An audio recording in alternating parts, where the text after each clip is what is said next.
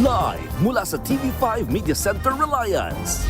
Kasama ang buong puwersa ng News 5. Ito ang 28th KBP Golden Dove Awards at 13th Makatao Awards Best TV Newscast. Frontline Pilipinas! Sa wakas, magkaka-rollback na sa diesel at gasolina. Pero kalma lang dahil maliit lang ang mababawas. State of calamity idineklara sa Baguio. Bagsak ang turismo at lugi na mga magsasaka dahil sa mahal ng petrolyo. Mga nagpapaihi ng gasolina, pistado sa isang abandonadong resort sa San Pablo, Laguna. News 5 Exclusive. Foreigner sa Mandaluyong, naloko nang nakilala niya sa dating app na nagpanggap umanong babae. Natangayan ng halos kalahating milyong piso. Heto naman ang hindi nyo dapat palampasin. Look-alike daw ng Korean superstar na si Lee Min-ho, pinatulfo. Ano kaya ang reklamo? Ma'am, pag tinignan sa chemist Kamukha po kasi ni Limit. kamukha siyang limit ako. Isa pang usong-uso ngayong tag-init, ang puto, ang katinyan. Totoo bang nakakalipad yan kaya madaling magpalipat-lipat ng ulo? At eto na nga, Cyril Manaba, matapang na bumalag sa nambastos sa kanyang TNVS driver.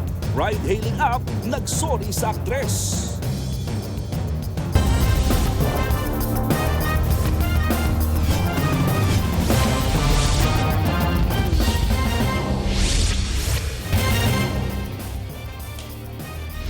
Mga kapatid, hanggang 3 pisong rollback ang posibleng ipatupad sa susunod na linggo. Pero giit ng ilang transport groups, bakit parang masama pa ang loob ng mga oil companies na magbaba ng presyo? Bukod naman sa rollback, magkakaroon din ang mga PUV driver ng 10 pisong fuel subsidy sa kada litro ng petrolyo, habang ang mga pasahero may 20% discount sa pamasahe. Live mula sa Mandaluyong, nasa frontline ng balitang yan si Gerard de la Peña. Gerard, anong update sa rollback at itong service contracting program na magaganap next week? Alam mo, Julius, napakaraming ganap ngayong araw na ito sa larangan ng transportasyon. Kani-kanina nga lang ay mismong si Pangulong Bongbong Marcos pa yung nag-announce tungkol dyan sa service contracting program. At syempre yan ay positive news para sa mga commuter at yung ilang mga driver na nakausap natin ay pabor din sila dyan. At ang isa pang aasahan natin next week, itong ang posibleng pagkakaroon ng rollback sa presyo ng produktong petrolyo. Pero mga kapatid, wag po tayong masyadong aasa dahil kakarampot lang po yan. This is Iranian Stepan Navy Station. You need to receive permission from Iranian Stepan Navy for passing through the strait. Any vessel trying to transit in through the strait without our permission will be targeted and destroyed. Ito ang mensaheng natatanggap ng radyo ng mga barko na nasa kalagitnaan ng Persian Gulf. Binabawalan silang dumaan sa Strait of Hormuz at kung magpumilit, pupuntiryahin at wawasakin sila ng Iranian Navy. May kuha rin ng mga Pinoy seafarer ng mga larawan ng mga lumilipad na missile habang nasa gitna ng Persian Gulf. Ganitong sitwasyon sa lugar kahit pa nag-anunsyo na ng tigil putukan ang Amerika at Iran. Medyo nakakatakot kasi kahapon meron ng pronouncement. Yesterday may pronouncement na about ceasefire. Pero in reality, on the ground, iba yung nangyayari doon. Meron pa ring mga missiles, especially sa Lebanon, sa Kuwait, sa UAE, na naglalabasan pa rin at nagliliparan, which is right now, it's a risk really for seafarers. Dahil dito, bahagyang tumaas ang presyohan ng langis sa world market. Sa kabila niyan, posible pa rin magkaroon ng rollback sa susunod na linggo. Kung pagbabasehan ng trading mula noong Lunes hanggang Miyerkules, 2 pesos and 50 centavos hanggang 3 pesos and 50 centavos ang matatapyas sa kada litro ng diesel. Posibleng pisong tapyas naman o walang pagbabago sa kada litro ng gasolina. Pero baka magbago pa yan at posibleng mas mababa pa ang rollback ayon sa source ng News 5 sa industriya. Dismayado naman ang mga transport group. Pangloloko na naman ito sa mga tsuper, sa taong bayan, na ang laki nung ibinaba sa world market. Nagbaba na sir. So dapat, dati kapag may forecast na may gulo, yung pangalawang araw pa lang nagtataas na sila ng presyo.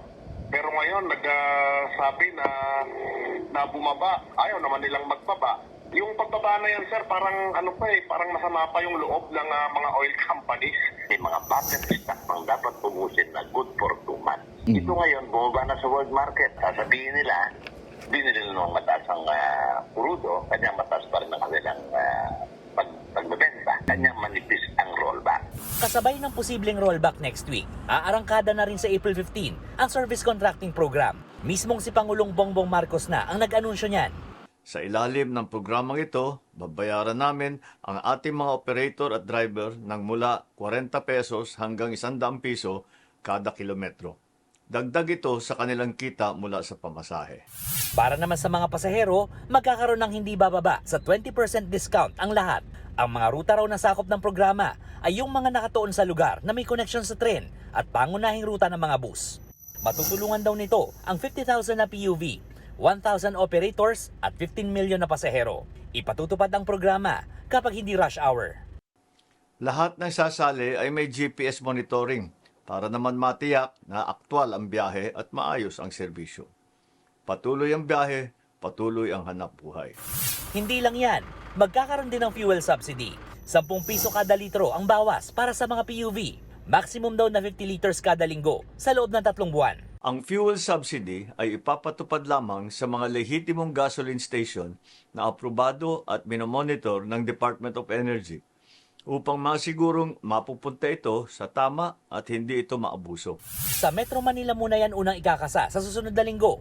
Uumpisahan sa Commonwealth, tapos Quezon Avenue, Espanya, Zapote, A. Bonifacio, Rizal at Marcos Highway, saka ipatutupad sa buong bansa. Mahalaga ito dahil hindi lang transport cost ang tinutugunan natin. Pinipigilan din natin ang pagtaas ng presyo ng pagkain at iba pang pangunahing bilihin. Julius, Cheryl, konting update lang sa ngayon, yung crude oil na futures na titingnan natin, yung tinatawag nilang crude oil futures, na kahapon ay nasa $95 per barrel, eto, nasa $99 per barrel na. So, tingnan natin, may 2 trading days pa, tingnan natin ang final numbers ngayong darating na weekend. Julius, Cheryl. Gerard, anong tingin ng mga analyst? Talaga bang magtutuloy-tuloy na yung rollback o posible pa rin yung pagtaas ng presyo ng petrolyo? Alam mo, Cheryl, sa ngayon, sabi ng mga analyst, napakahirap talagang matukoy kung saan nga ba patungo ang direksyon ng presyohan ng langis sa international market at syempre dito rin sa atin, sa local market.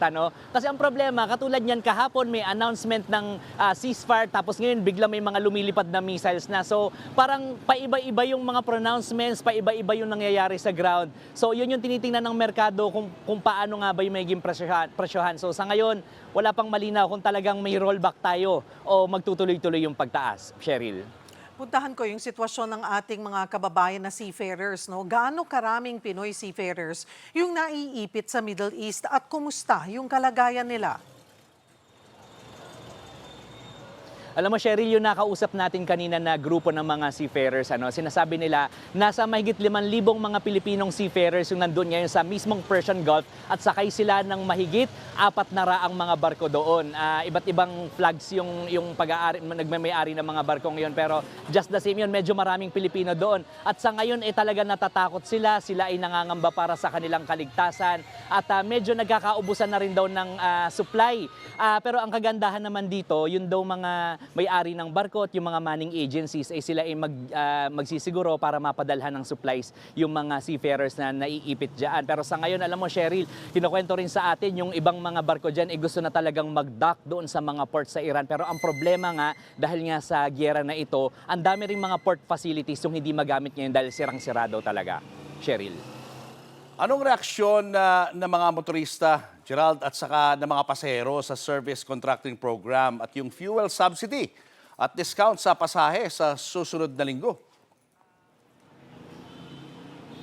Julius, alam mo, para sa mga commuter, syempre malaking bagay itong pagkakaroon ng discount sa tuwing sumasakay sila dun sa pampublikong transportasyon. Dahil syempre, ito may stretch yung budget nila, lalo't ngayon na napakataas ng presyo ng mga bilihin dahil nga sa napakamahal na presyo ng langis natin. Tapos kanina lang, sayang wala tayong makausap ngayon dahil wala dito yung mga driver. Pero kanina may mga nakausap tayong driver. Itong JODA dito sa likod ko, itong Jeepney Operators and Drivers Association dito, ang sabi nila, pinaghahandaan na nila itong service contracting Parang nakausap na yata nila yung yung LTFRB, so pinapahanda na yung mga papeles at para nga sa kanila ay napakalaking bagay ng pagkakaroon itong service contracting na ito. Dahil nga syempre, may makukuha silang pera mula sa pamahalaan at itong perang ito ay magagamit din nila sa pang-araw-araw na gastos at para hindi rin lahat ng kinikita nila ay napupunta lamang sa pambili ng diesel. Julius. Maraming salamat, Gerard de la Peña.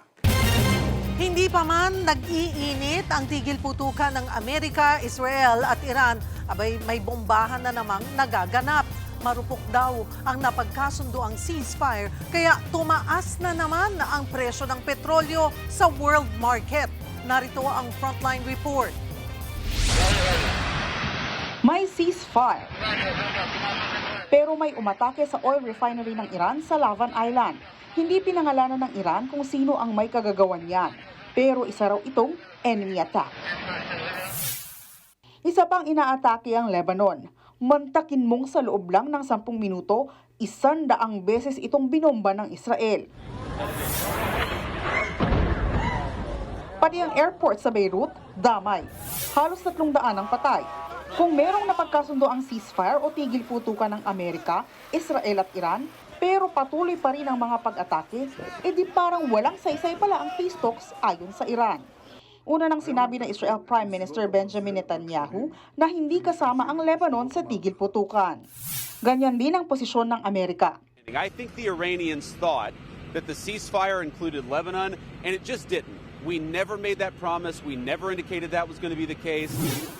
Nanindigan naman ng Iran na malinaw ang ceasefire terms ng Iran at Amerika. Pinapili nito ang US kung tigil putukan o tigil gera. Di pwedeng pareho. Nakikita raw ng buong mundo ang ginagawang pagmasaker sa mga taga-Lebanon. Giit naman ni US Secretary of Defense Pete Hegseth, sisiguraduhin nilang susunod sa usapan ng Iran at bubuksan nito ang Strait of Hormuz. Iniyabang pa niyang Amerika ang nanalo. Iran begged for this ceasefire, and we all know it. President Trump had the power to cripple Iran's entire economy in minutes. But he chose mercy. Dahil sa fragile ceasefire sa Middle East, tumaas na naman ng higit $3 ang presyo ng krudo sa world market.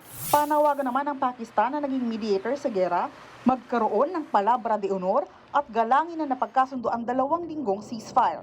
Sa Sabado, nakatakdang mag-usap ang Amerika at Iran. Samantala, si Pope Leo XIV nauna na rin giniit na unacceptable o hindi katanggap-tanggap ang mga pagbabanta ni US President Donald Trump sa Iran. Dahil dyan, lumalalim ang tensyon ng Amerika at ng Catholic Church. Base sa ulat sa isang pag-uusap sa Vatican, binigyan din ng US na kaya nitong gawin ang anumang gusto nito sa mundo at dapat kumampi ang simbahan. Binanggit pa ang Avenant Papacy na isang madilim na yugto ng minsang napasailalim ang Santo Papa sa kapangyarihan ng isang bansa. Nagbabalita mula sa Frontline, Ana Cruz, News 5. Bistado ang iligal na paihi ng gasolina sa isang abandonadong resort sa Laguna. Naaresto ang 6 na sangkot sa operasyon at kasama nilang nagtangkapang manuhol.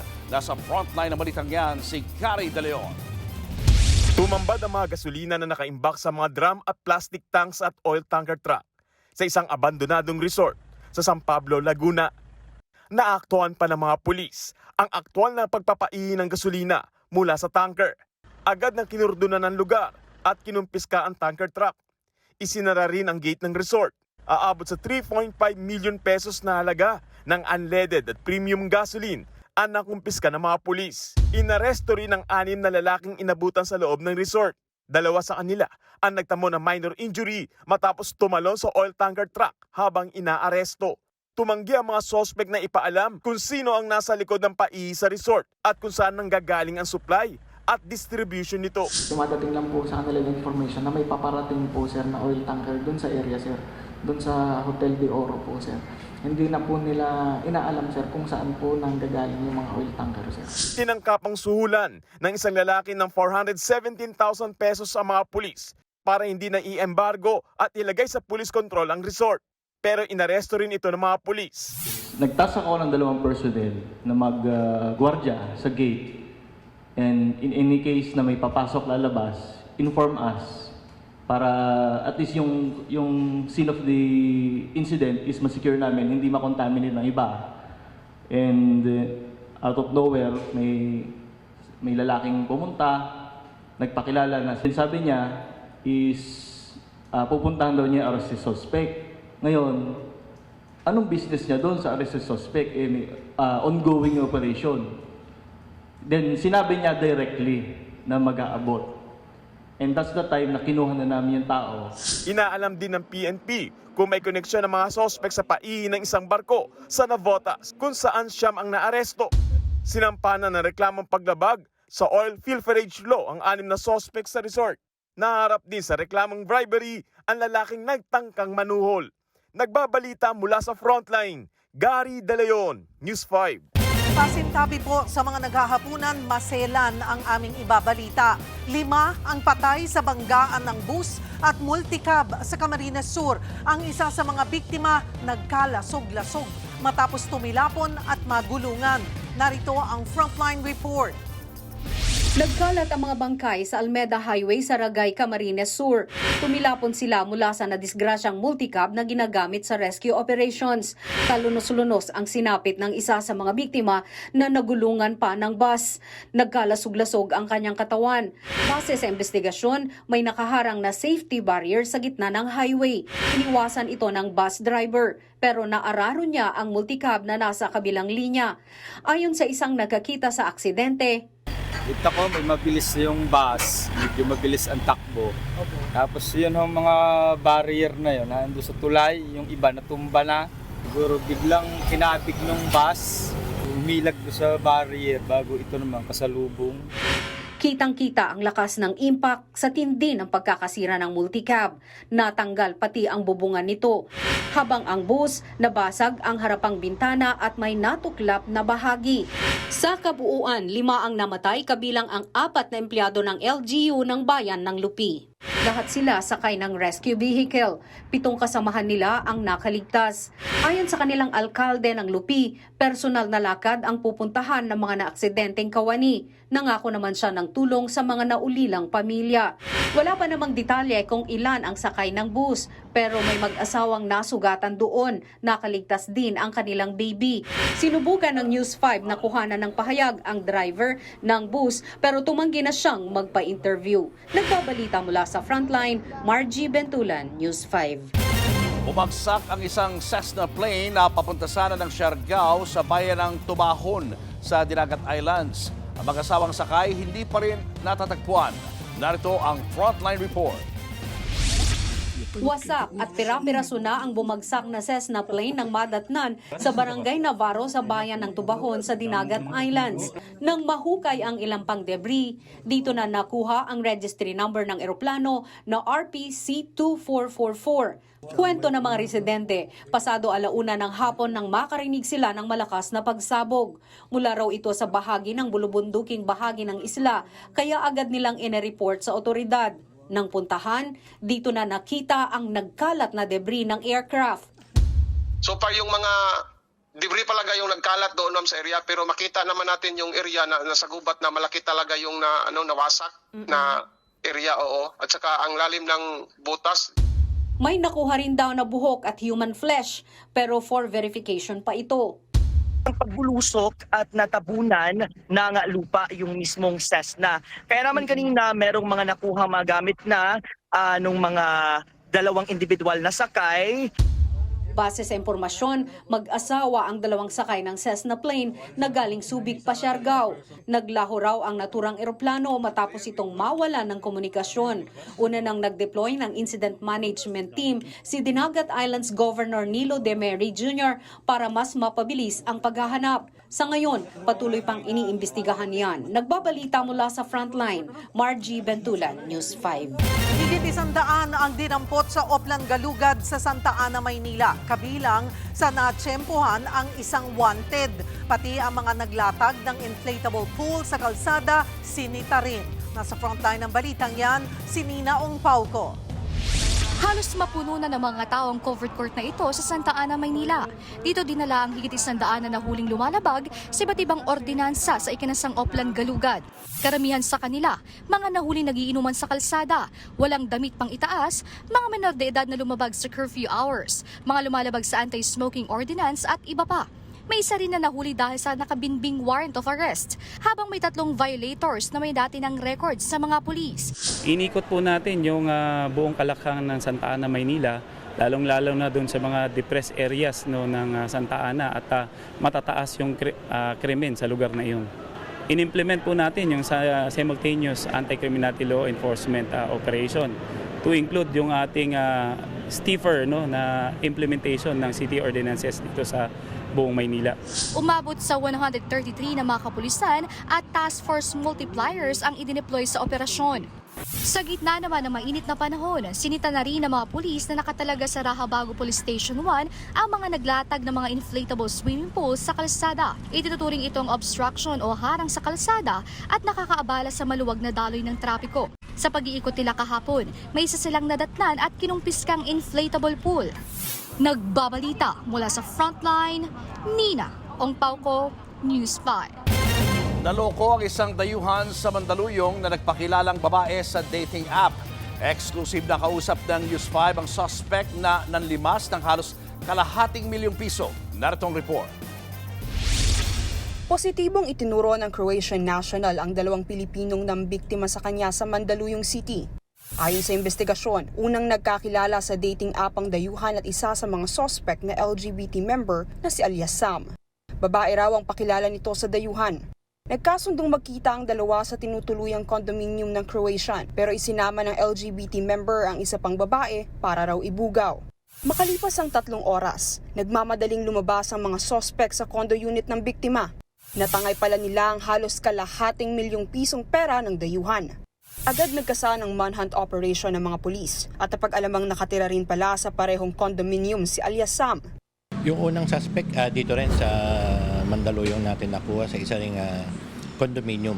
At during sa interrogation sa suspect number 1 ay binigay niya yung pangalan at kinaroroonan ng pangalawang suspect natin na si alias Angel. Narecover kay alias Sam ang ₱50,000 pero hindi na nahanap pa ang higit ₱400,000 ng dayuhan. Kasunod ding nahuli ang kasabwat na si alias Angel sa bahay niya sa Quezon City. Inamin ng suspect na kinuha nila ang pera pero tumanggi siyang sabihin kung saan ito dinala.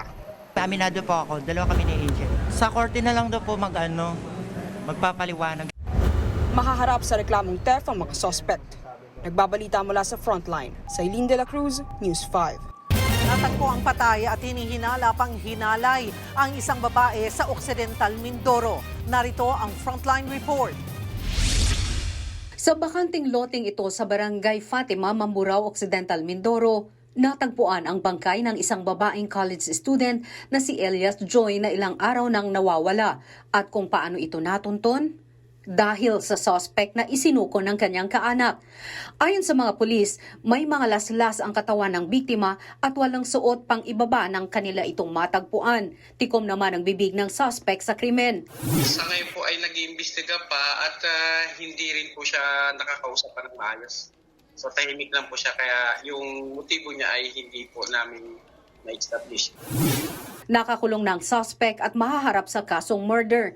Hinihintay din ang resulta ng post-mortem exam sa bangkay ng biktima kung positibo nga siyang ginahasa. Tumanggi nang magbigay ng pahayag ang pamilya ni Elias Joy na agad ding inilibing. Nagbabalita mula sa Frontline, Margie Bentulan, News 5. Arestado ang isang senior citizen at traffic enforcer sa Caloocan matapos manutok ng baril sa kanyang kapitbahay. Ayon sa biktima, ilang taon nang may sama ng loob sa kanyang suspect dahil lang sa biro. Nasa frontline ng balitang yan si Carol De Asa. Sa kulungan ang bagsak ng 67 anyos na lalaking ito sa Maypaho, Caloocan City. Ang kanyang atraso, nanutok ng baril sa kanyang kapitbahay sa Barangay 28 noong Abril 1. Nakainom daw si alias Fredo na isang traffic enforcer nang mangyari ang panunutok. Kaagad niyang isinumbong sa 911. Ayon sa mga pulis, nilapitan daw ng suspect ang kapitbahay niya para kumustahin. Dito na ikinasahan ng suspect ang baril at tinutok sa kaalitang kapitbahay. Nagulat na lang po ako na pagtingin ko sa likuran ko na nakatutok na sa akin yung baril. Babarilin niya na po ako. Agad namang naagaw ng biktima ang baril. Lumabas sa investigasyon na may dati ng alitan ang biktima at ang sospek. Kinumpirma yan ng biktima. Matagal na po namin na alitan yun, taon na po yun. Biniro ko lang po siya na para nasasapawan ka na ng pamangkin mo sa tindahan, yun lang po. Tapos binura niya na po ako. Kaya nasaktan ko siya. Depensa naman ng misis ng sospek, nakainom lang ang kanyang mister. Madalas po bang umiinom ang asawa niyo, ma'am? Minsan, hindi naman. Dito siya umiinom sa loob ng bahay. Sa loob lang? Minsan, sa labas. Maano kasi siya, mabunganga, maingay. Sa ngayon na nakakulong po yung inyong mister, ano po ang nararamdaman niyo? Siyempre po, nasasaktan ako. Na-recover sa sospek ang ginamit na baril na kargado ng 2 bala. Napag-alaman ding walang kaukulang dokumento ang baril. Nahaharap ang matandang sospek sa reklamong grave threats at paglabag sa Comprehensive Firearms and Ammunition Regulations Act. Nagbabalita mula sa Frontline, Carol De Asa, News 5. Hinahanapan ng aksyon ni Vice President Sara Duterte si Pangulong Bongbong Marcos sa pagtugon sa krisis sa langis. Buwelta ng Malacanang, wala raw talagang alam na solusyon ng bise kundi ang manira. Aniya sa Frontline sa balita si Bril Montalvo ng News 5 Mindanao. Dapat tanungin natin ang ating Pangulo, no? Ano bang ginagawa niya para tulungan ang mga kababayan natin na tinatamaan o nahihirapan dahil dito sa epekto ng krisis sa Middle East. Yan ang giit ni Vice President Sara Duterte matapos ang dinaluhan niyang event sa Davao City para sa anibersaryo ng Araw ng Kagitingan. Ayon sa bise, magpapatuloy ang taas presyo sa petrolyo hanggat may gera. Mungkahin niya sa Administrasyong Marcos, Mapapababa siya kung magagawa nila ng paraan yung problema sa supply doon sa Middle East. Or mapapababa siya kung merong ibang supply na hindi dumadaan sa Middle East na papasok sa ating bayan. So hanggang merong bangayan sa Middle East, patuloy ang pagtaas ng presyo ng krudo. Sa one-on-one interview ni PBBM kay Palace Press Officer Claire Castro, sinabi ng Pangulo na sasamantalahin ng pamahalaan ang 2 linggong ceasefire. 2 weeks may not be enough time to bring the prices down, but maybe if it is extended further than that with the prospect of even better situation following, then prices will start to follow. Bago pa ang patutsyada ng bise, nauna nang sinabi ni Pangulong Bongbong Marcos na humahanap na tayo ng ibang alternatibong oil supplier para hindi lang nakaasa sa Middle East. Kaya sagot ng palasyo, ang problema raw sa bise ay hindi niya alam ang mga programa at ginagawa ng pamahalaan. Kahit daw parte ng gobyerno si VP Sara, wala raw siyang alam na solusyon kundi manira. Maiksi naman ang sagot ng bise sa isyu ng kalusugan ni PBBM. Good luck sa kanya. Nilinaw na ni PBBM na maayos ang kanyang kalusugan pero nag-iingat daw siya para tuloy-tuloy ang trabaho. Huwag niyo pong masyadong siniseryoso. Alam mo naman ang social media, palabiro yan eh. I'm struggling kasi ayoko tumaba ulit. That's what I'm taking care of. But I want to magpapasalamat naman ako sa mga nag-aalala sa akin. Una nang na-diagnose na may diverticulitis si PBBM o yung impeksyon at pamamagas sa bahagi ng bituka.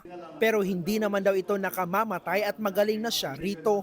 Nagbabalita mula sa Frontline, Bril Montalvo, News 5. Muntik na raw ma-corner ang #1 most wanted sa bansa na si Atong Ang, nasangkot sa patong-patong na kaso kaugnay ng mga missing sabongero. Yun nga lang, hindi raw agad naabutan ng otoridad ang negosyante. Kinumpirma yan mismo ni Interior Secretary John Vic Remulla sa panayam sa kanya ng programang Storycon ng One News. Nanatili raw sa bansa si Atong Ang base sa natanggap na eyeball report o tip ng mga otoridad. Hindi na ito dinetalye pa ni Remulla. Pero kung matatandaan, ito lang Martes nang sabihing namataan sa Vietnam si Atong Ang. Kanina, si Atong, muntik na namin mga corner. Nag-operations kami kanina kasi may eyeball sighting sa kanya. Pero we were a day too late. Hindi namin naabutan. But meron kami actual eyeball report na nakita siya rito.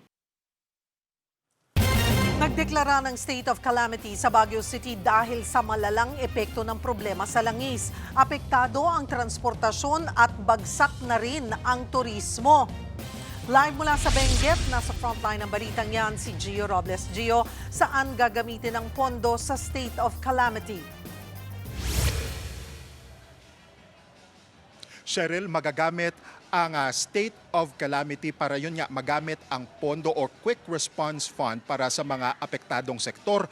Una na nga dyan ang transportation sector at ngayon nga maging ang sektor ng agrikultura na umaaray sa napakamahal na petrolyo. Ramdam natin ang epekto niyan sa mga magsasaka, lalo na sa mga bayan ng La Trinidad at Atok dito sa Benguet.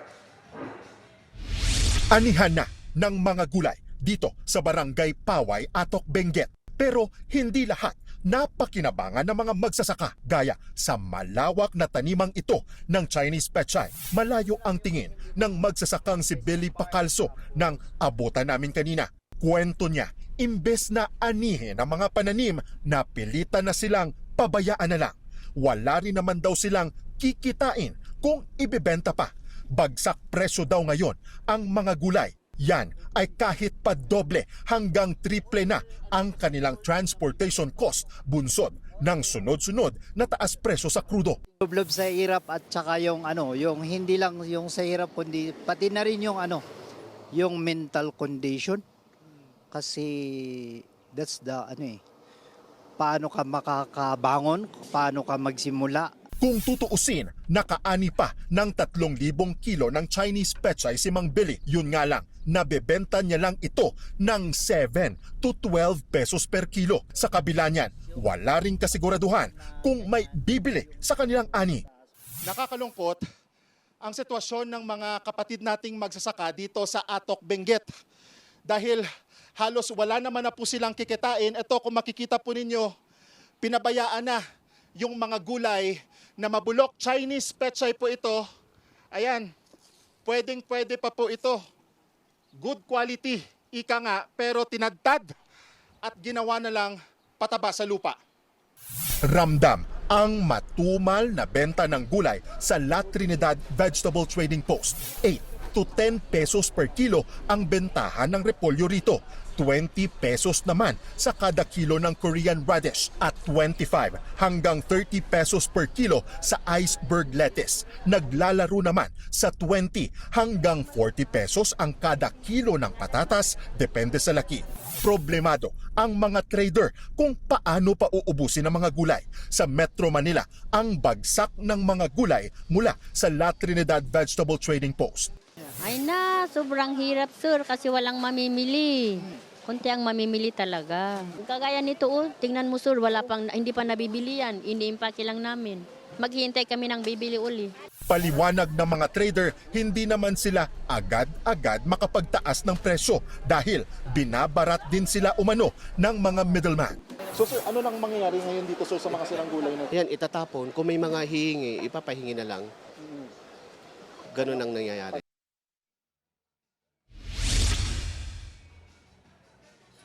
Ayon sa Department of Agriculture, sisimulan ngayong Abril ang pamamahagi ng 5,000 pisong ayuda para sa mga magsasaka at maging sa mga mangingisda. At bilang pandagdag tulong, maglalabas din daw ang gobyerno ng 10 bilyong piso sa ilalim ng Presidential Assistance to Farmers and Fishermen Program.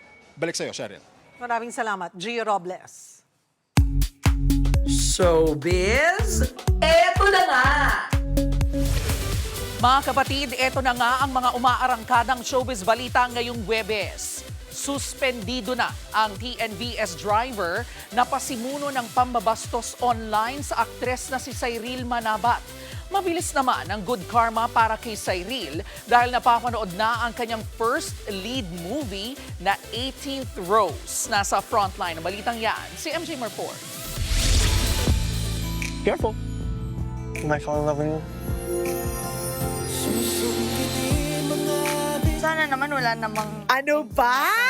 Trailer pa lang. Undeniable na ang kilig ng unexpected team-up ni na Kylie Chari at Cyril Manabat sa coming-of-age romantic drama na 18th Rose na napapanood na ngayong araw sa Netflix. Sa celebratory launch ng first ever lead movie ni Sai na 18th Rose, maski raw silang dalawa ni Kyle ay nasurpresa na super click sila.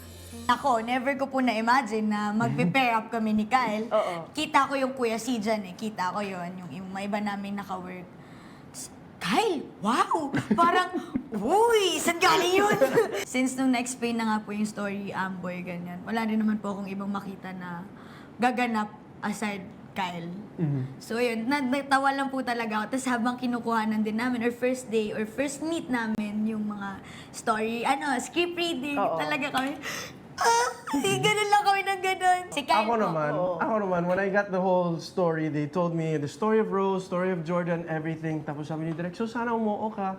Sabi ko, Direk, sino po muna si Rose? Sabi si Cyril, sabi ko, uy, game! Sabi ko, oo naman, bakit hindi? Nag-iisa yan eh.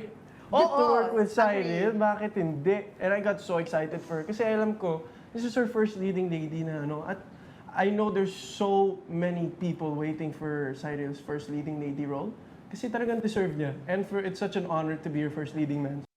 Set in beautiful Romblon, super worth it daw ang 12 hours na biyahe sa Roro dahil sa scenery. Sobrang ganda kasi ng Romblon and people don't know enough about it eh. At sobrang natutuwa ako na pinayagan kami ng Netflix mag-shoot doon. Sobrang blessed lang din po kami na hindi lang yung story namin yung pinapakita namin sa world. Kumbaga yung kagandahan din ng Romblon. Blessed indeed si Sai dahil matapos mabiktima ng online kabastusan ng isang TNVS driver. Mabilis naman tinugunan ng ride-hailing company ang issue. Sinuspindi na rin ang sangkot na driver at humingi na rin ng dispensa ang kumpanya kay Cyril. Mariin din nilang kinundina ang hindi magandang asal ng kanilang miyembro. I'm never scared naman to express my passion about protecting women, about protecting victims. Nagbabalita mula sa Frontline, MJ Marfori, News 5. Susunod, na-look-alike daw ng Korean actor na si Lee Min-ho, pinatulfo. Ano kaya ang atraso? Warehouse ng mga peking kutsyon, sinalakay. At bagyo sa labas ng Philippine Area of Responsibility, posibleng maging super typhoon. Abangan ang lahat ng yan sa pagbabalik ng Frontline Pilipinas.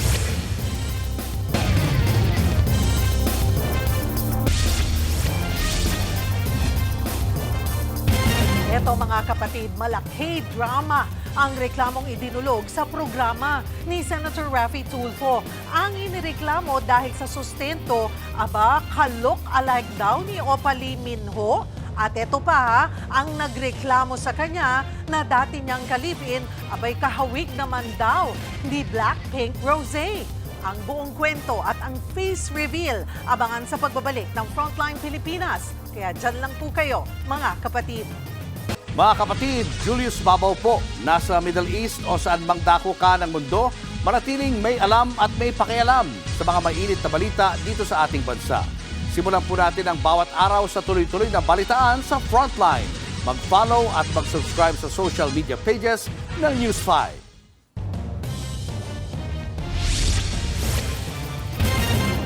Ipinatulfo ang isang lalaking kamukha raw ng Korean oppa at superstar na si Lee Min-ho. At ang nagreklamo sa kanya, kahawig naman daw ni Blackpink Rosé. Ang malaki drama nilang awayan dahil sa sustento, panoorin sa Frontline report na ito. Kamukha kasi ni Lee Min-ho. Kamukha si Lee Min-ho? Kaya mo nagustuhan siya? Yan ang sinabi ni Indira La Peña nang dumulog kay Senator Raffy Tulfo para ireklamo ang dating ka-live-in niya at Lee Min-ho look-alike daw na si Arnold Sanchez. Teka, face reveal nga. Okay. Sino si Lee Min-ho? Korean actor, sir. Yan. Medyo konti. Kung kamukha siya ni Lee Min-ho, ikaw ma'am, sino kamukha niya? Si Rosie ng Blackpink. Reklamo ni Indira, ayaw ni Arnold na akuin at sustentuhan ang kanilang sanggol pa lang na anak. Duda raw kasi siya ang ama ng sanggol dahil physical therapist si Indira na maraming kliyente. Kaya pagtututa mo, sobrang nasaktan po ako sa ginawa mo kasi magkasama tayo nung nagbubuntis ako. Ayaw mo na nga akong palabasin noon na. Aminado naman si Arnold na may pagdududa siya pero hindi raw dahil sa trabaho ni Indira. Hinihingi po ako sa kanya ng picture ng bata, sir. Iba-ibang tsura ng bata, iba-iba po ng mukha ng bata, sir. Sino po maniniwala naman sa ganon? Nakausap din ng programa ang kinatawan ng City Social Welfare Development Office ng Binyan, Laguna. Naikwento niyang minsan nilang pinagharap ang magka-live-in para pag-usapan ng sustento sa sanggol. Yun nga lang. Ang problema lang, sir, nasaan ang bata? Kausap ko po yung ate niyan. Tinanong ko kung nasaan po yung baby. Wala daw pong baby. Ayon pa sa CSWD, mali ang address na ibinigay sa kanila ni Indira. Itinanggi naman ni Indira na nagsisinungaling siya. Iba raw ang naibigay niyang address noon dahil nakikitira lang siya. So pwede mapunta ng CSWD yun? Pwede po, sir. Para i-check. Sa huli, nangako si Senador Tulfo na ipapa-DNA test ang sanggol. Pumayag naman na magkabilang kampo. Produce mo muna yung baby. Kung sigurado ka, Yes, sir. magpapa-DNA test tayo. Siguro. Pag hindi ka sigurado, wag na lang kasi mapapaya ka lang. Sigurado ako, sir. Liminho, mag-ready ka na lang, sir, ha? Kasi ipapa-DNA test namin kayo. Kasama po yung baby. Okay, sir? Apa, sir. Kung ano ang magiging resulta ng DNA test, yan ang dapat nating abangan. Nagbabalita mula sa Frontline, Faith Tobias, News 5. Pinasok ng mga pulis ang isang warehouse na nagbebenta ng mga peking kutsyon. Ang mga naaresto sa operasyong yan, 2 Chinese national. Nasa frontline ng balitang yan, si Brian Castillo. Tumambad sa mga otoridad ang gabundok ng mga kutsyong yan sa isang warehouse sa San Simon, Pampanga. Makikita rin sa warehouse ang tumpok ng naglalakihang bloke ng kutsyon na ito na singtaas ng 2 palapag na gusali. Bagamat mukhang normal na pabrika lang ito ng mga kutsyon. Ayon sa mga pulis, illegal ang mga yan dahil substandard ang mga ito. Nag-test buy tayo nitong mga alleged substandard foam na to at ating ipinasuri sa DTI na kung saan ang DTI ay nag-issue ng certification na kulang nga sa labeling requirements itong mga produkto na to. Ang operasyon ng warehouse na ito, hinahati-hati ang bloke at binabagsak sa merkado ng mas murang halaga. Halos 2,000 piraso ng foam at mattress ang nasabat ng mga otoridad. Nagkakahalaga yan ng mahigit 5 milyong piso. Arestado ang Chinese na may-ari ng warehouse, pati na ang kanyang manager. Nakipag-ugnayan na ang mga otoridad sa Bureau of Immigration para malaman ang status ng mga dayuhan sa bansa. Inaalam pa ng pulisya kung may iba pang mga involved sa nabistong iligal na kalakaran. Sinusubukan pang kunan ng pahayag ang 2 naaresto. Mahaharap sila sa kasong may kinalaman sa paglabag sa Consumer Act. Nagbabalita mula sa Frontline. Brian Castillo, News 5.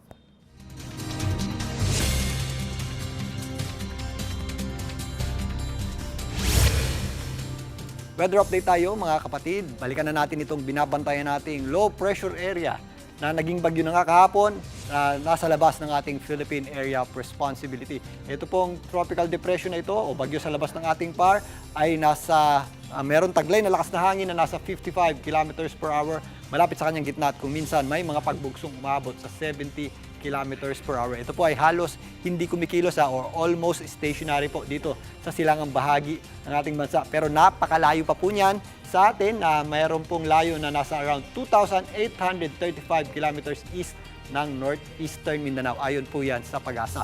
Pero dahil po sa napakalayo niyan sa ating bansa, meron pa po yung oras para makaipon ng lakas habang binabaybay itong karagatan ng Pasipiko. At possible po yung umabot sa typhoon category at hindi rin natin inaalis ang possibility na magkaroon po yan ng rapid intensification at umabot pa sa hanggang super typhoon category. Sa ngayon, wala naman tayong nakikita pang direktang epekto nito sa ating bansa maliban lang sa malalaking alon at possible po itong makapasok sa loob ng ating PAR sa darating na Thursday sa susunod na linggo at maaari po yung mabigyan ng local name na Taloy. Pero again, ito po ay maaaring umakit lamang at dumaan dito sa kanto ng ating Philippine Area of Responsibility at wala pa tayong nakikitang magiging epekto nito sa ating bansa in the next 5 days hanggang sa susunod na linggo pa at hanggang makalapit na po yan dito sa eastern section ng ating bansa. Sa ngayon, magpapatuloy pa rin po ang mainit at malinsangang panahon sa malaking bahagi ng ating bansa dulot ng ating range ng high pressure area at ng ating tinatawag na easterlies. Dahil po dyan, meron pa rin po tayong mga mapanganib na antas ng heat index na pumapalo nga sa hanggang 43 degrees Celsius ngayong araw na ito. Diyan po sa area ng Samar, sa May Katarman at pumalo naman yan sa hanggang 42 degrees Celsius dyan po sa Western Visayas, Iloilo, sa Zamboanga area, maging dito sa area ng Maguindanao, dyan po sa May Cotabato City. Hanggang 41 degrees Celsius naman yung ating damang init kaninang umaga o kaninang tanghali dito po sa areas ng Central Luzon, sa May Pangasinan, kasama na po dyan ang Oriental Mindoro, at kasama na rin po dyan ang Palawan at maging dito po sa Eastern Visayas, dyan po sa May Borongan, Eastern Samar. Bukas yung ating pinakamaiinit na heat index ay maaaring maglaro muli sa 42 degrees Celsius dyan po sa Western Visayas, sa Iloilo, kasama na po dyan ang Eastern Visayas, dyan po sa Northern Samar, maging dito po sa areas ng Maguindanao, sa Cotabato City. Pinakamatataas din po yung ating heat index dito sa Central Luzon, dyan po sa area ng Tarlac, kasama na rin po dyan ang area sa Bicol Region na posibleng pumalo sa hanggang 41 degrees Celsius dyan po sa area ng Masbate. 41 degrees Celsius din yung ating inaasahang damang init dito po sa Iloilo. Kasama na po dyan ang Western Samar maging dito sa Giwan at kasama na rin po dyan ang Butuan City. Again, ito pong mga ganitong klaseng heat index ay possible na po yung ating mga fatigue o yung madaling pagkahapo, dehydration at yung ating heat stroke. So doble ingat po tayo mga kapatid, lalong-lalo na sa mga lumalabas tuwing tanghali. Dito naman sa Metro Manila, magpapatuloy din po ang mainit at malinsangang panahon, lalong-lalo na sa tanghali. Pagsapit ng hapon, medyo mababa rin po yung ating tsansa ng pag-ulan. If ever meron tayong mga pag-ulan, ito po yung mga isolated lamang. Pero napakanipis po ng ating kaulapan. Sa katunayan, kaninang umaga, bumagsak pa o lumamig pa po yung ating temperatura. Bumagsak pa po yan sa hanggang 20.1 degrees Celsius. So bakit nga ba kapatid, meron tayong mga malalamig na temperatura sa kabila po ng panahon ng tag-init? Dahil po yan sa epekto ng ating kaulapan. Kapag maulap po yung ating panahon sa tanghali, medyo presko dahil hindi natin nararamdaman or hindi tumatagos yung init ng araw. Pero pagdating po ng gabi, mas malinsangan po ang panahon natin kapag maulap ang panahon dahil nagkakaroon tayo ng greenhouse effect o natatrap po yung init na nagmula sa ating araw. Pero sa mga panahon ngayon, kapag panahon po ng meron tayong tinatawag na range ng high pressure area, kung mapapansin nyo, napakanipis po ng ating kaulapan. Halos kitang-kita natin yung ating mga bituin sa langit. Kapag tanghali, kapag manipis yung kaulapan, ramdam na ramdam po natin ang init na nagmumula sa araw. Pero ang maganda po niyan, pag gabi naman, pag wala po tayong ulap, mas madaling nakakatakas yung ating init. O kaya nakakaranas po tayo ng may kalamigan pa sa gabi at madaling araw, kagaya po kaninang umaga. At yan muna latest sa ating lagyan ng panahon. Muli ako po ang inyong weather frontliner, Alvin Pura, na lagi may panahon para sa'yo. Showbiz, eto na nga!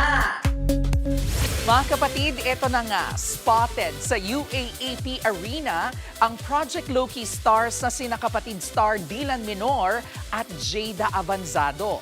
Ang dalawa, in character pa nga as Loki and Lori na para bang may iniimbestigahang misteryo sa arena. Pero ang totoo, break muna ang QED Club sa detective work para makibonding sa crowd ng UAAP Season 88. Napapanood ang Project Loki sa streaming platforms na Viva One at Signal Play.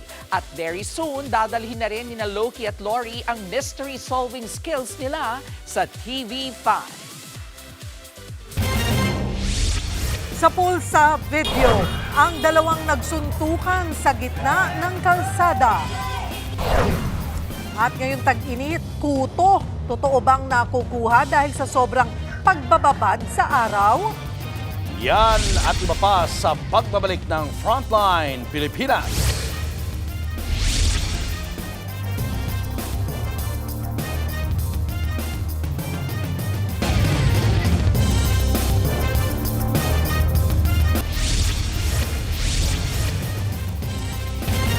Mga kapatid, mainit ang panahon kaya mga pagkain madali hong mapanis.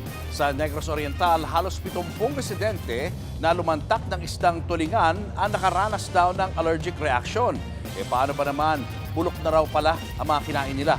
Ang buong detalye alamin sa pagbalik ng Frontline Pilipinas, kaya dyan lang kayo mga kapatid.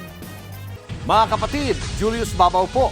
Nasa Middle East o sa amang dako ka ng mundo, manatiling may alam at may pakialam sa mga may init na balita dito sa ating bansa. Simulan po natin ang bawat araw sa tuloy-tuloy na balitaan sa Frontline. Mag-follow at mag-subscribe sa social media pages ng News 5. Agaw eksena sa gitna ng kalsada ang dalawang lalaking nagsuntukan sa Iloilo City.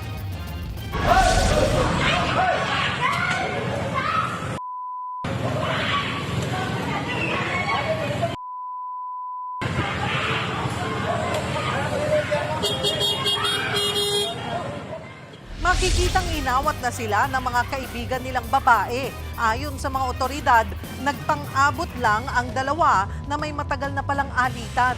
Noong una, nagsasagutan lang sila, pero nang magkainitan, ay nauwi na sa suntukan. Mabuti na lang at agad na rumisponde ang mga pulis. Agad namang nakatakas ang isa sakay ng motorsiklo. Hindi idinitalye kung ano ang punot dulo ng gulo. Pinag-aaralan pa ng mga pulis kung kakasuhan sila ng alarm at scandal. Umexit na sa Linz Open sa Austria si Pinay tennis sensation Alex Ayala. Nabigo siya kontra sa 4th seed ng tournament na si Jelena Ostapenko. Muntik pang mapuwersa ni Alex ang 3rd set sa likod ng 5-1 na lamang.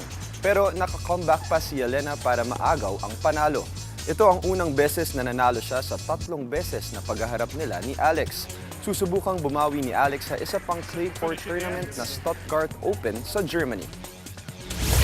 Undefeated pa rin ang Rain or Shine Elasto Painters kahit pa ang defending champs na San Miguel Beermen ang kanilang nakalaban. Sa kanilang bakbakan, naging dikit ang dalawa sa first quarter. Pero sa kalagitnaan, nag-take over na ang Ross at nag-establish pa ng 25-point lead. Sinubukan pang makahabol ng defending champs sa fourth quarter pero kinapos na sila. Final score, 112-116. 5-0 na ang standing ng Elasto Painters at nananatiling rank 1 sa PBA standings. Susunod, kalsada ang umod daw ng dulas, inirereklamo dahil takaw disgrasya. Pagnanakaw ng nakaparadang bisikleta sa pool sa video. At Olympic medalist Yumir Marshall, hindi lang pang boxing, pang basketball na rin. Tutok lang mga kapatid, magbabalik pa ang Frontline Pilipinas.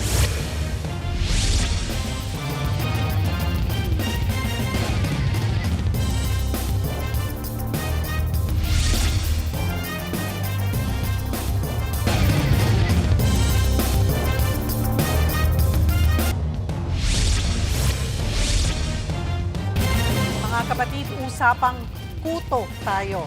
Madalas daw magkaroon niyan yung mga bata. Pero eto ha, totoo bang nakukuha ang kuto kapag mahilig magbabad sa araw? At totoo bang nakakalipad ang mga kuto? Kung paanong mabibit ang nagpapakati sa ating anit, alamin sa pagbabalik ng Frontline Pilipinas. Diyan lang po kayo, mga kapatid. Mga kapatid, Cheryl Cosim po. Nasa Estados Unidos, Canada o saan mang dako ka ng mundo, manatiling may alam at may pakialam sa mga mainit na balita dito sa ating bansa. Simulan natin ang bawat araw sa tuloy-tuloy na balitaan sa Frontline. Mag-follow at mag-subscribe sa social media pages ng News 5.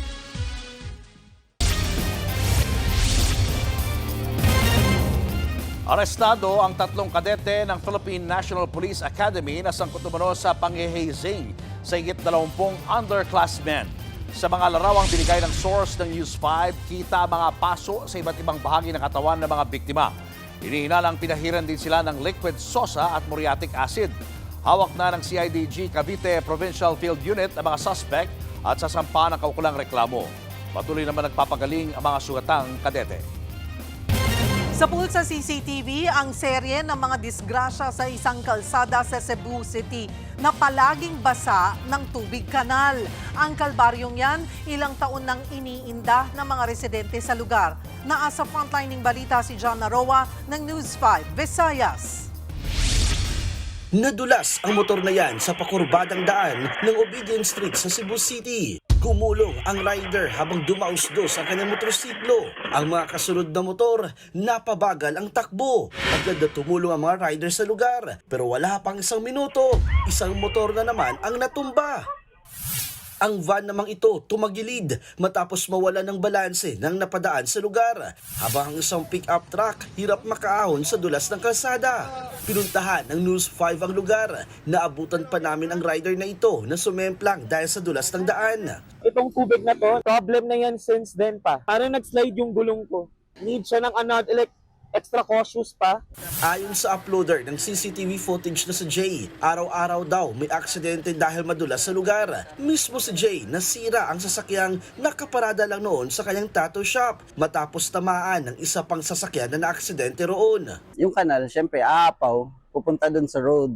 And somehow, syempre kanal, merong mga ibang mga like some say nga oil or mga ganun. Syempre madulas yan kaya maraming nadidisgrasya. Ayon sa ilang mga residente, 3 taon na raw ang problemang ito sa kanilang lugar at hanggang ngayon di pa rin daw naaaksyonan. Pinuntahan ng News 5 ang barangay pero ayon sa isang kagawad, wala raw si kapitan at mga konsihal. Tinutugunan naman daw nila ang problema at aayusin ang kanal na daluyan ng tubig. Napansin daw nila na tila may halong langis ang tubig na napupunta sa kalsada mula sa kanal. Kahit gawing kanal pa yan, aapaw pa rin ang tubig. Galing kasi sa itaas, pababa ang daloy. Hindi ito sumusunod sa kanal. Talagang liliko ito, pababa. Maglalagay na lang kami ng karatula roon para hindi sila magpatakbo ng mabilis at maiwasan ang aksidente. Habang wala pang malinaw na aksyon ang barangay at ang lungsod ng Cebu, pinag-iingat ang mga motorista sa lugar. Nagbabalita mula sa Frontline, Jan Arua, News 5, Visayas! Mula boxing ring sa sabak naman sa hard court si Olympic bronze medalist Yumir Marshall. Inanunsyo ng Basilan Steel Basketball na isa si Marshall sa bago nilang player sa Maharlika Pilipinas Basketball League o MPBL. Ayon kay Marshall, pagtanaw niya ito sa utang na loob sa kaibigan niyang CEO ng B-Steel Sports. Gusto niya rin daw na ma-promote ang sports sa probinsya ng Basilan. Dati nang naglaro para sa Zamboanga Valientes si Marshall noong 2023. Bukas na magsisimula ang bagong season ng MPBL. Yan muna ang latest sa Frontline ng sports. Ako po si Diego Dario. Susunod, kuto, laganap na naman ngayong tag-init. Paano nga ba natin ito maiiwasan? Sabog sa video ang maaksyong habulan ng driver laban sa mga pulis. At World Tour ng BTS sisimulan sa Goyang Stadium sa South Korea ngayong gabi. Tutok lang mga kapatid, magbabalik pa ang Frontline Pilipinas.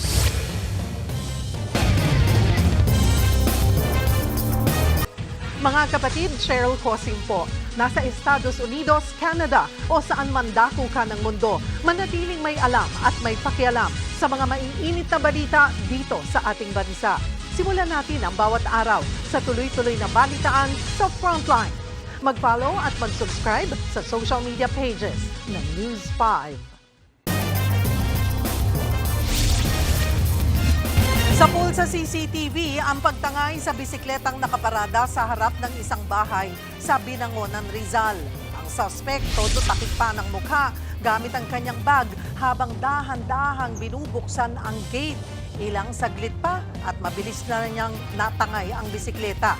Sa isa pang CCTV, nakuhanan ng suspect na ginagamit na ang ninakaw niyang bike. Base sa police record, notorious na kawatan ng suspect na si alias Robic. Ilang beses na siyang nahuli na nagnakaw ng bisikleta at ngayon tinutugis na. Usapang kuto naman tayo mga kapatid. Ito po ang trivia. Alam niyo bang hindi totoong magkakakuto ka porket nagbababad ka sa araw?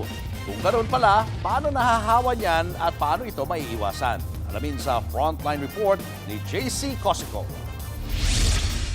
Araw-araw sinusuyod ni Jenny Clemencio ang buhok ng 3 taong gulang niyang anak na si Akira dahil Dami mong kuto.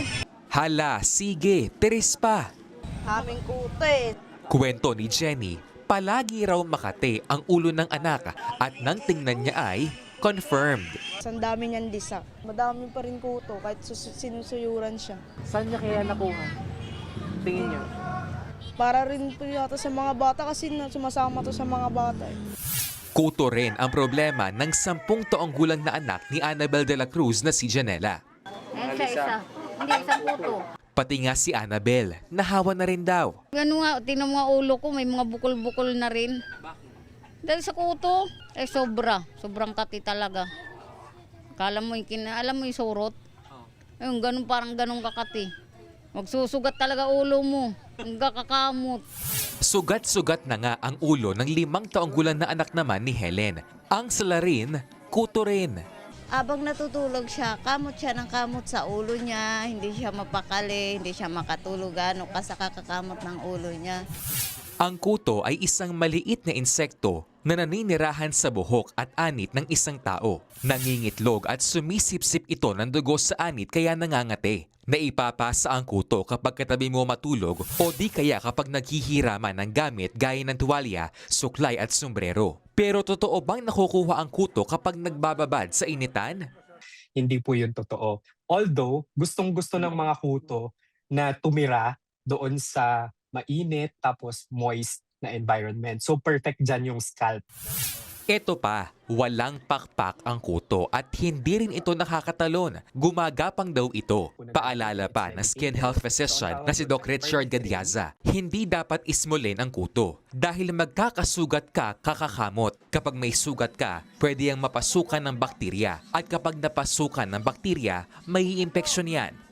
Ang nangyayari kapag ganun, nagkakaroon ng nana, nagkakaroon ng matinding infection. Ayaw natin mangyari yun. Baka mag-take ka pa ng antibiotics, so mas mapapahaba pa yung treatment natin. Kapag may impeksyon na, makabubuting magpatingin sa doktor. Habang wala pa, may mga medicated shampoo na pwedeng gamitin para mamatay ang mga kuto. Kakombo niyan ang suyod para siguradong tanggal kuto. Pero sabi nga, prevention is better than cure. Tip ni Doc, huwag maghiraman ng personal na gamit gaya ng suklay at tuwalya. At panatilihing malinis ang mga kubrekama at punda para bye-bye kutong very itchy. Nagbabalita mula sa Frontline, JC Cosico, News 5. Susunod, kotseng tinutugis ng mga pulis sa Amerika bumangga sa pader. At mamaya na, simula ng World Tour ng BTS. Yan at iba pa sa pagbabalik ng Frontline Pilipinas.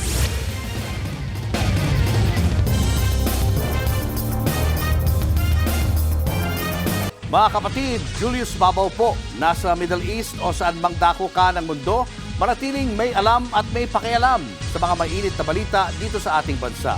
Simulan po natin ang bawat araw sa tuloy-tuloy na balitaan sa Frontline. Mag-follow at mag-subscribe sa social media pages ng News 5.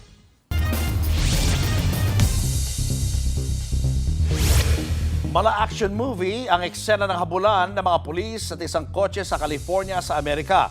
Sa aerial video, kita ang pagharurot ng puting kotse hanggang sa maabutan ito ng police car. Saka ito sinubukang kontrolin sa pamamagitan ng grappler device. Pero nakawala ang tinutugis na sasakyan. Dito na nawala ng kontrol ang driver saka sumalpok sa pader ng isang bahay. Ayon sa mga otoridad, inabot ng halos 1 oras ang habulan. At sa huli, namatay ang driver. Base sa ilang report, tumangging bumaba ang driver nang sitahin ito malapit sa isang eskwelahan at tila armado raw ang suspect hanggang sa nauwi ito sa habulan. Showbiz, eto na nga! Mga kapatid, eto na nga, may bagong milestone ang social media superstar na si Niana Guerrero. Nilike lang naman ng 4 sa 7 BTS members ang dance cover niya ng bagong kanta ng grupo na 2.0. Na-impress sa swag moves ni Niana sina RM, J-Hope, Jimin at Jungkook. Bago po ito, nauna nang nilike at ni-repost ni na J-Hope at Jungkook sa TikTok ang dance cover ni Niana ng kantang Hooligan.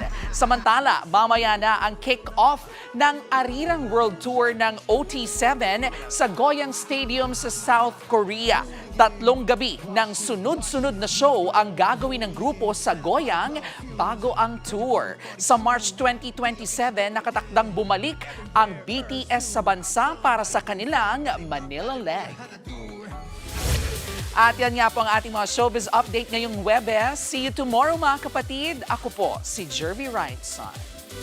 Makapag-perform si Indiana ron sa concert Pwede, niyo, no? guess, Dito sa Pilipinas. Oo. Oo. Galing, no? Galing ni Niana So ngayong talaga. araw, ang BTS World Tour.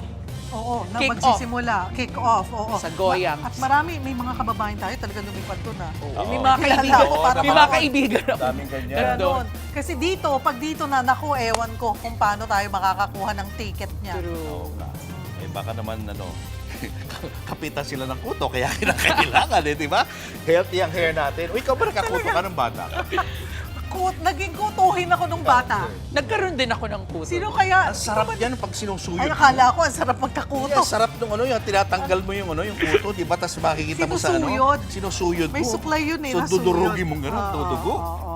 At noon, hindi ka pwedeng maglaro hanggat di ka nasusuyod ng nanay mo. Tsaka ka pababayaan maglaro. Eh ngayon ba, hindi na ganun kadaling kapitan ng kuto? Hindi na rin siguro. May mga... Mas advanced na siguro yung mga shampoo, mga anti-kuto. Ang kate nun, ang kate. Ingat. Abangan nyo ulit kami bukas dito sa TV5, sa 1PH, RPTV, True TV at 105.9 True FM. Kami ang inyong mga kapatid sa Balitaan at Public Service. Walang iwanan sa Frontline Pilipinas.